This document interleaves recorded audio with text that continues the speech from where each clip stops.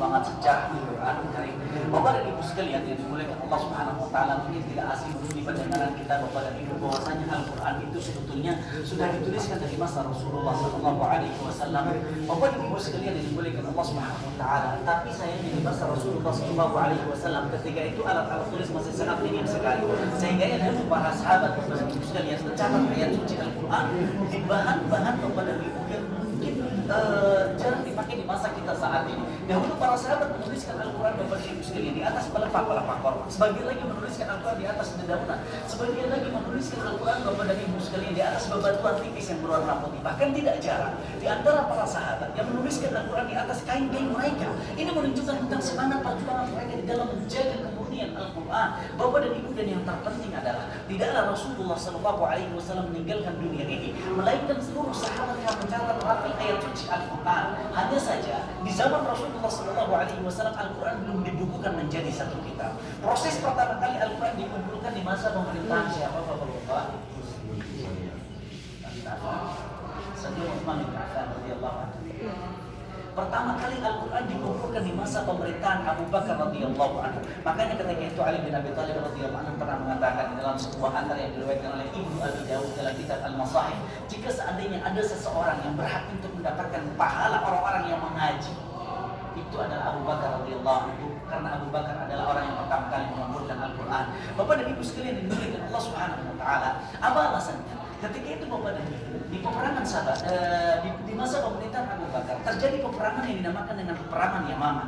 Bapak dan Ibu sekalian, di peperangan Yamamah ini ketika itu banyak sekali para sahabat yang gugur meninggal dunia, dan di antaranya Bapak dan Ibu sekalian, di antara yang terbanyak di antara mereka, ya, mereka adalah para penghafal Al-Quran yang dahulu mengambil Al-Quran dan langsung dari mulut Rasulullah SAW. Sehingga ketika itu Umar bin Khattab khawatir apabila Al-Quran belum dikumpulkan di masa pemerintahan Abu Bakar radhiyallahu anhu, akhirnya Al-Quran tidak akan sanggup dikumpulkan di masa setelahnya. Kemudian apa yang dilakukan oleh Umar bin Khattab? Beliau langsung datang kepada pemimpinnya, yaitu yang bernama Abu Bakar radhiyallahu anhu, meminta kepada Abu Bakar radhiyallahu anhu agar pembesar-pembesar para sahabat Nabi sallallahu alaihi wasallam dikumpulkan untuk membicarakan tentang proses pengumpulan Al-Quran Karim. Akhirnya mereka pun sepakat kepada Ibu sekalian, dan jatuhlah pilihan mereka kepada salah seorang penulis wahyu Rasulullah SAW yang masih hidup pada waktu itu, yang bernama Zaid bin Thabit. Bapak dan Ibu, kenapa Zaid bin Thabit? Zaid bin Thabit adalah seorang sahabat yang ketika itu masih muda, dan beliau juga dikenal dengan kecerdasan dan juga amanahnya. Di sisi yang lain Bapak dan Ibu sekalian, Zaid bin Thabit adalah seorang sahabat yang terakhir kali mendengarkan pemaparan Al-Quran langsung dari mulut Rasulullah sebelum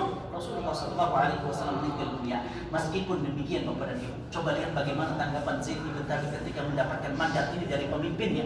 Kata Zaid bin Thabit radhiyallahu anhu, demi Allah, jika seandainya engkau Abu Bakar memerintahkan aku untuk memindahkan sebuah gunung dari satu tempat ke tempat yang lain, itu jauh lebih mudah bagiku daripada aku diperintahkan untuk mengumpulkan Al-Quran. Kenapa? Karena beliau sadar bahwasanya Al-Quran adalah mukjizat terbesar yang pernah diberikan kepada kekasihnya, Nabi tercintanya, Nabi Muhammad SAW. Karena beliau sadar bahwasanya tanggung jawab di sisi Allah Subhanahu wa taala sangatlah berat. Namun bagaimanapun juga Bapak dan Ibu sekalian, ketika itu adalah sebuah mandat dari seorang pemimpin, beliau meminta pertolongan kepada Allah, dan kemudian Allah Subhanahu wa taala memerintahkan kepada Abu Bakar agar Al-Quran tersebut berhasil dikumpulkan menjadi satu kitab. Bapak dan Ibu yang dimuliakan Allah, singkat cerita saja, ketika agama Islam mulai tersebar luas ke seluruh penjuru dunia di masa pemerintahan Utsman bin Affan radhiyallahu anhu, ketika itu jumlah Al-Quran masih sangat sedikit sekali Bapak dan Ibu. Makanya tidak heran apabila hal ini menjadi sebuah faktor utama banyaknya kesalahan kaum muslimin dalam membaca Al-Quran. Sehingga apa yang dilakukan oleh Utsman bin Affan? Beliau meminta izin kepada Hafsah. Kenapa meminta izin kepada Hafsah? Hafsah adalah seorang anak dari Umar bin Khattab yang menjabat sebagai istri dari Rasulullah SAW, yang ketika itu masih memegang naskah asli Al-Quran yang dikumpulkan di masa pemerintahan Abu Bakar. Beliau meminta izin kepada Hafsah agar Al-Quran tersebut ditulis ulang, diperbanyak Bapak dan Ibu sekalian desain. Tujuannya adalah agar Al-Quran tersebut dibagikan di kota-kota yang di sana ada kalangan kaum muslimin. Bahkan tidak hanya itu saja, Utsman bin Affan juga radhiyallahu anhu mengutus seorang sahabat, seorang ulama bersamaan dengan Al-Quran ini ke kota-kota tersebut. Tujuannya adalah agar mereka mengajarkan kaum muslimin membaca Al-Quran. Di antaranya ketika itu di kota Kufah, di kota Basrah, di kota Syam, di kota Makkah, di kota Madinah, dan beberapa kota yang lain. Bapak dan Ibu sekalian yang dimuliakan Allah Subhanahu wa taala, Al-Quran yang ada di hadapan kita saat ini sempat dinisbatkan di masa pemerintahan Utsman bin bin Affan radhiyallahu anhu. Artinya, Al-Quran yang ada di hadapan kita saat ini umurnya sudah mencapai lebih dari 1.300 tahun yang silam. Bapak dan Ibu sekalian, saya berbicara tentang naskah aslinya karena Al-Quran yang ada di hadapan kita saat ini adalah naskah replika yang disalin langsung dari naskah yang asli. Sementara naskah asli Bapak dan Ibu masih tersimpan rapi di perpustakaan Topkapi di kota Istanbul di negara Turki. Naskah asli Bapak dan Ibu sekalian tentunya masih berbentuk tulisan di atas kulit hewan.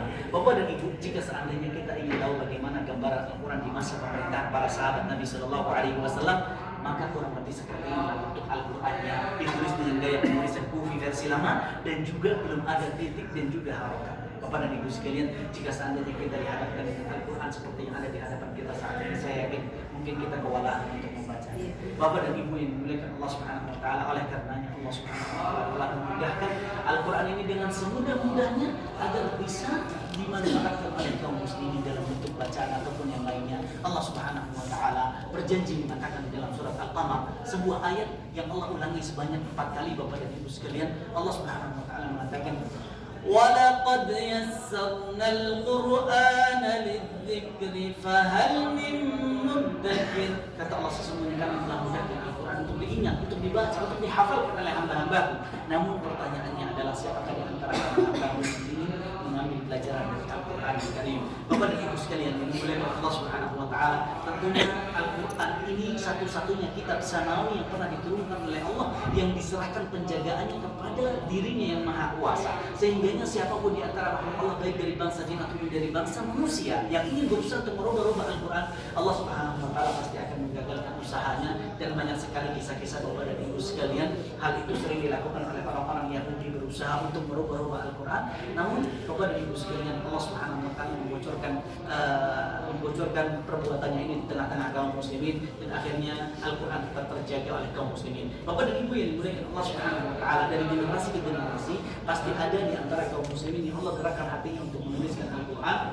Bahkan saya akan ajak Bapak dan Ibu di ruangan berikutnya, di generasi kita saat ini Bapak dan Ibu, ada seorang wanita atau bahkan seorang ibu rumah tangga yang telah menghabiskan lebih dari setengah hidupnya untuk memperjuangkan Al-Quran dan menuliskan Al-Quran dengan cara yang belum ditempuh oleh generasi pertama. Bagaimana bentuk Al-Quran ini dan siapakah nama ibu ini? Mungkin kita akan berkenalan langsung lebih dekat di ruangan